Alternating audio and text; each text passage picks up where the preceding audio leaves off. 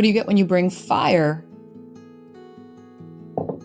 water, and a wonderful receptacle together? You get a burning ritual. What's the purpose of a burning ritual? It's so that we can release the old, bring in the new, and transform our energy.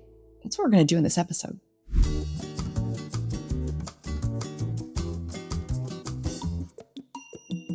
Hey, it's Samantha Hartley of Profitable Joyful Consulting. This is a special bonus episode about year-end burning rituals. How do we do one? Why would we do that? Why is this important? What can you expect from doing one?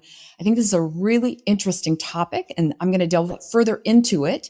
It could be just like a bullet point on an Instagram infographic of like, hey, how to close out the year, like do a burning ritual. And I'm like, I think there's a little bit more to know about it, and you can enrich your experience by thinking about it more deeply. So that's what I'm going to do with you today. And not only that, I'm going to actually do a demo. So you're going to see some fire in this episode. Prepare yourself.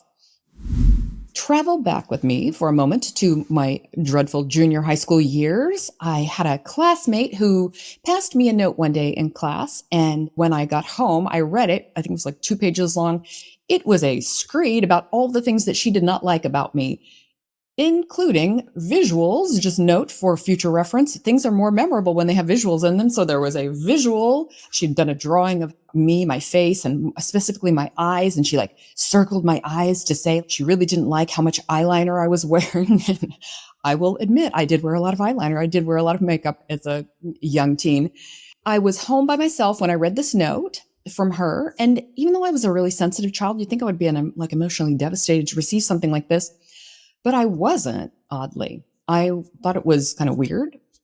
Wasn't sure why she was so obsessed with me and my makeup, but I was rattled by it. I felt like kind of rattled energy. And so I spontaneously had this idea, not connected to anything we'd ever done in my life or in the past, not connected to anything. I just spontaneously had the idea of like, I'm going to burn this. I took the letter, I walked over to the gas stove, I set it on fire. And then beside me was the sink. I put it in the sink, let it burn into little black ashes, and then I washed them down the sink. I believe to this day that I have not thought about that incident more than like maybe 2 or 3 times until today when I was preparing for this episode, because I think I just got rid of it. I didn't have to think about it like being in the garbage. I didn't go back and read it a bunch more times so that I could like get upset or anything. I just got rid of it. And it really, really worked for me. And I think that's because ritual, even though I didn't realize I was doing a ritual, a burning ritual at the time, I think ritual is important. And when we burn things, we connect to a primal instinct and a primal process that our ancestors have used for thousands of years to feed ourselves, to burn things down, to make things possible, to transform in spiritual rituals. Like all of the things that we do with fire, they come into play through our DNA, bones, energy fields as we participate in burning rituals. Now, I have done an episode in the past about the power of ritual, and we talked then about just the ritual is so powerful, birth, death, weddings, funerals, these processes that we go through in order to change our experience. We transform through ritual. And it's really interesting, when my husband and I got married, we didn't do an official thing, but we eloped and were married on the beach. And we'd been a couple for a really long time before that. But after that ceremony, we felt different. We felt a different thing had happened, like we'd entered into the world in a new way. And so I'm going to ask you to, when you're performing an end of the year ritual, to call forward that sense of the sacred, the formal, like add some intentionality to it, add some acknowledgement of all of those who came before us and created and infused this ritual with the specialness that it has, the power that it has for us. 2 of my favorite examples of spiritual transformation and ancestors using this and cultures using this are the Celts for the holiday that looks to me like Samhain, but I believe is pronounced Samhain. They make bonfires to mark the end of the harvest. And we know that as our festival of Halloween. And so I love how we're connecting to the earth when we're doing something like that. We're bringing in these pumpkins, these symbols of the fall during that time. The ritual around that is just, I don't know, I just find it exciting. That might be one of my ancestral lines because I love it so much. And then another one is the Ecuadorian Año Viejo, where they burn effigies, where they're stuffing old clothes and items into these forms that they're burning up. And it symbolizes purifying the old year and welcoming in the new year. These kinds of cultural traditions are called in even when we are in our house alone, burning a note or in the ritual that we're going to do today. So let's bear in mind what we're bringing forward when we're doing that. And I wanted to say a really interesting thing that I learned about the transformative power of fire. I mentioned the harvest, but I was at a lecture last summer, but I learned a wonderful thing. There was a guy who talked about, he's kind of a fire expert for managing public lands. And he gave a lecture on the strategic use of fire in stewarding public lands. And there are some trails that people are used to walking that are wooded. It's a wooded area. But that area is not supposed to be wooded. It wasn't traditionally wooded. And so what happened was when people started to manage that area, the acorns that fell grew into trees. But it is traditionally fields, these big, big open plains. And it was hard, he says, to convince people like me who don't think you should cut down trees, that we actually needed to clear some of the trees and then burn the area. So he said they did some cutting of trees and they did a strategic burn in that area. And they just got like blazing emails from people who were incensed, pun intended, about the process that they were using. They had to explain to them, like, we're restoring these lands to what they were. This is what's supposed to happen.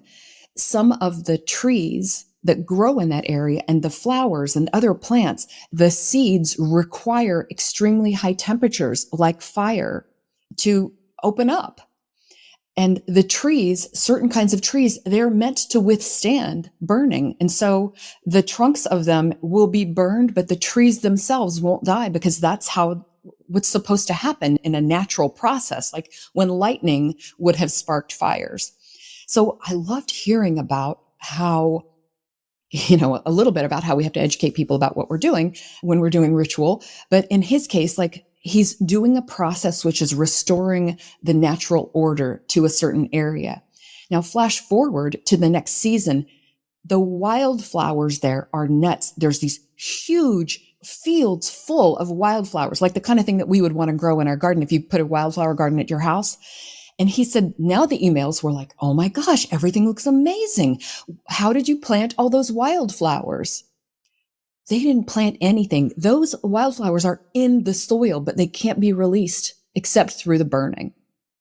So think about all of the things that we release when we plug into this ritual. So that takes me to, let's talk about what we want to release in this ritual. When you're going to burn, at the end of the year, or at the end of any process, at the end of any event, when you're ready to release something, or at the beginning of it, when you want to release something before you begin something, let's be intentional about what we want to release. So a thing that I've started doing, because I intend to do this process myself at the end of the year, a thing I started doing is going through my calendar. I just want to reflect on the year that was. Here's some stuff that I noticed really quickly. Oh, yeah. I signed up for that thing and I had all these intentions and hopes and dreams. I had this whole idea for how I thought this year should go, and that isn't the way that it ended up going. Okay, well, let's write that down. Lost opportunities, missed opportunities, intentions that I thought I wanted, but I maybe didn't end up wanting, things that I really did want and I'm disappointed I didn't get. Just like all of the things, just note them down. Before the burning begins, there is the intentional releasing. Like, let's release this onto paper. Release this into your bowl, whatever is your container for this. If you want to burn a lot of old stuff, like some people will pull out taxes or financial documents. You can make a big bonfire out of this, or you can do a small burning. Like, The size of the burn to me matches your desire to release. Do you want to make this communal? Like whatever you imagine it to be is a fit for you. So for me, I'm going through the hopes and dreams for this year. I'm also releasing a lot of the things that have come up for me that I've realized where my resistance is, where my fear is, what's just not working for me.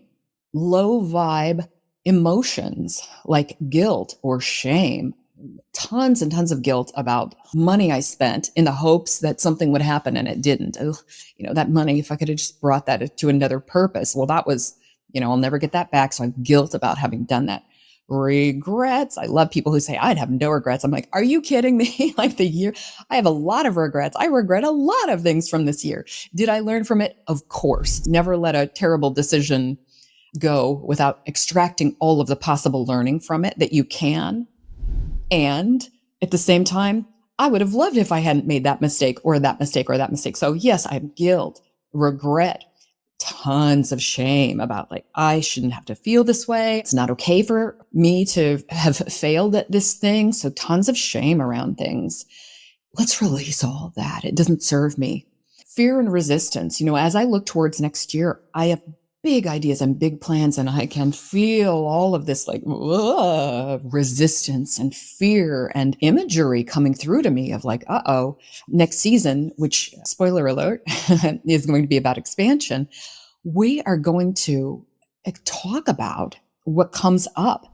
I need to burn the things literally, physically, metaphorically, that stand between me and being all I can be. So that's what I want you to note down when you're going through what you want to pour out onto your piece of paper as you're journaling, as you're exploring what these things are. What am I going to burn?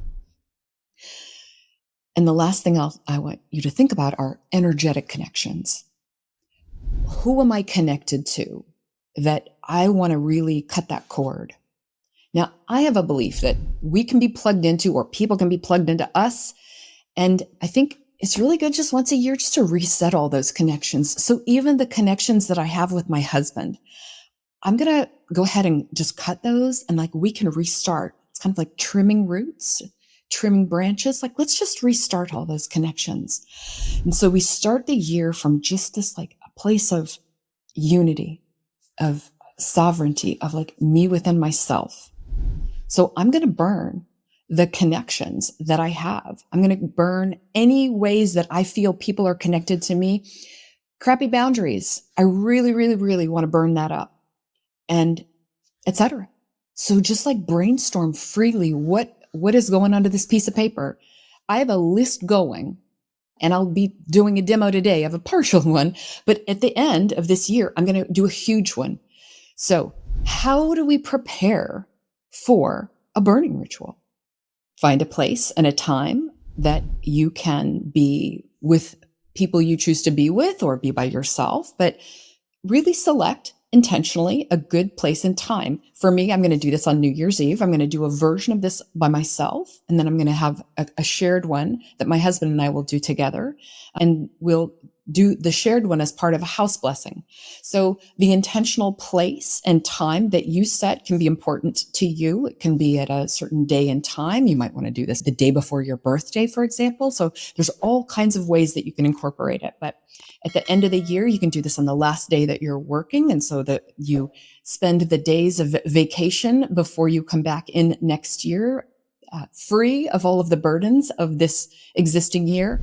So choose your place and time with intention. Bring in the things that you wish to burn. If you're going to do a bonfire, select your space outside. I have to take a moment to say, exercise fire safety. I have a glass of water here with me in addition to my source of fire. So you're going to collect all of your ingredients. And then I have a safe receptacle in which to burn. And also beautiful, which is also important to me. Make sure that all of these things around you are beautiful and pleasing and wonderful for you so that it has a specialness. I mean, again, we're plugging into power, tradition, something sacred. So make sure that everything is beautiful and that those you're inviting to participate in this ritual with you, unless you choose to do it alone, make sure that everyone brings a reverence to this.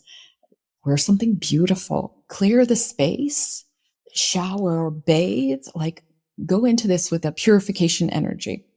And then let's take our intentions.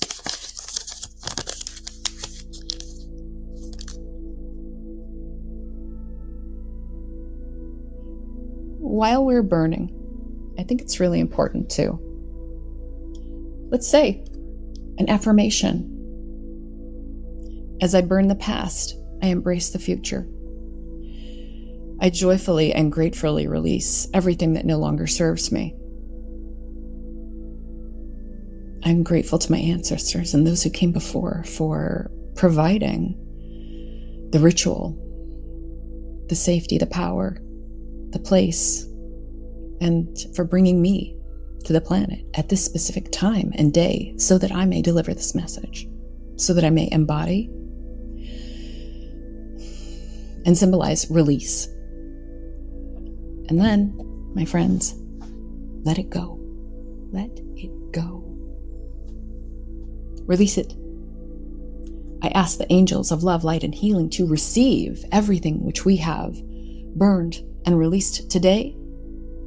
May it be returned into the universe, cleansed, and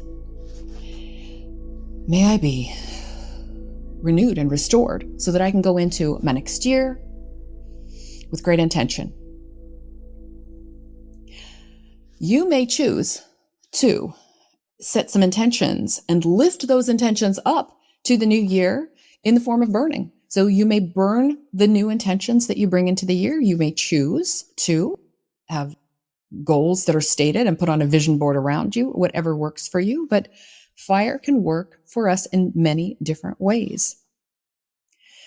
What can you expect after you complete a burning ritual? I want you to expect that you're going to feel that universal connection. You're going to feel something sacred. You're going to feel the change and transformation that happened, even if it's just this like little minor feeling. I felt it.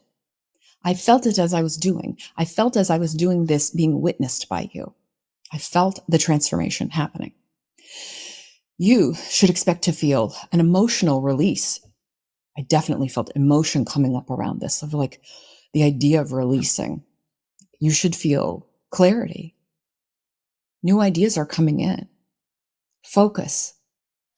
You are going to let go of things. You've intentionally let them go. Energetically, that is happening for you. That's the last one. You can really feel renewed energy from something like this. Remember the wildflowers. Some things are forged in fire and they bloom, they blossom. That renewed energy is my intention for you, my wish for you.